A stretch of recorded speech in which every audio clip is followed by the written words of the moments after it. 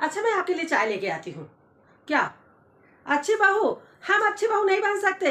हाँ, आप पहली बात तो ये समझ लीजिए कि कोई भी बहू अपनी सास के लिए अच्छी बन ही नहीं सकती। आप कॉन्सेप्ट ही गलत लेके आए हैं। हाँ, और क्या।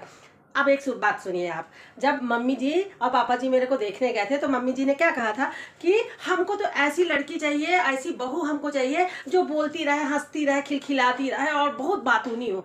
जब हम यहाँ आए तो हमको पता चला नहीं, मम्मी जी को तो एकदम बिल्कुल जो बोलती ना हो, हंसती ना हो, दिन भर ऐसी चुपचाप बैठी रहे, खड़ी कहे तो खड़ी हो जाए, बैठ कहे तो बैठ जाए, इस टाइप की बहू चाहिए था।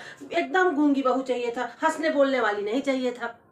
जब मम्मी जी पापा जी से मिलने गई थी तब क्या बोली थी मम्मी जी कि हम तो इसको अपनी बेटी जैसे रखेंगे, काम तो हम लोग बांट मिल के कर लेंगे। और जब मैं यहाँ आई तब पता चला कि हाँ, मिल के तो हुआ पर आप सब लोग एक मिल के एक हो गए और काम बांट के मेरे को दे दिया। मुझे तो यही नहीं समझ आता कि मम्मी जी क्यों दिन भर ना जजमेंटल मूड में रहेंगी।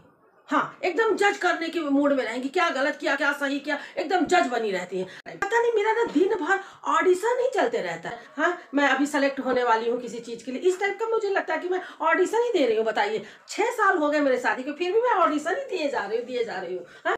और एक बात बताऊँ आपको, जब हमारे घर में कोई फंक्शन होता है ना, उस दिन मेरा एनुअल एग्जाम होता है। सच्ची बता रहे, एनुअल एग्जाम होता है और जानते हैं मैं फेल होती हूँ। हाँ, क्योंकि मुझे यही नहीं पता चलता कि कहाँ पे मुझे हंसना था और कहाँ पे मुझे नहीं हंसना था, क्योंकि मुझे पता ही नहीं चलता। मैं कभी भी पास नहीं हो पाई, कभी भी इन 6 सालों में पास नहीं हो पाई। हाँ, तो मुझे फेल होना ही है। वो भी ऐसा नॉर्मल फेल नहीं करती मम्मी जी, मुझे डिस्टिंक्शन से फेल करती हैं। और क्या। तो फिर कभी मान लिया जाए मुझे 7:20 में उठने के लिए मम्मी जी कही और 7:25 हो जाता, तो इस तरह से घड़ी देखती हैं ऐसे। हाँ, कि जैसे बहुत लेट हो गया, आप कैसे नाश्ता बनेगा, कैसे घर का काम आएगा, ऐसा मतलब उनका रहता। और एक बात तो मतलब उनकी ना दाद देती हूँ, एक सिद्धांत वो लेके चलती हैं कि कभी भी बहू की प्रशंसा करनी नहीं है। पता नहीं उनके दिमाग में क्यों आता है कि मैं इसकी प्रशंसा करूंगी तो ये सिर पे मेरे चढ़ जाएगी। अरे भैया, मैं क्यों सिर पे चढ़ूंगी, क्यों क्यों सिर पे नाचूंगी मैं। हाँ, पर मम्मी जी को ये डर भय रहता है। हाँ, और जब थोड़ा बहुत कुछ डर भय कम हो, जैसे हम बहुत अच्छा उनकी सेवा कर दिए, कुछ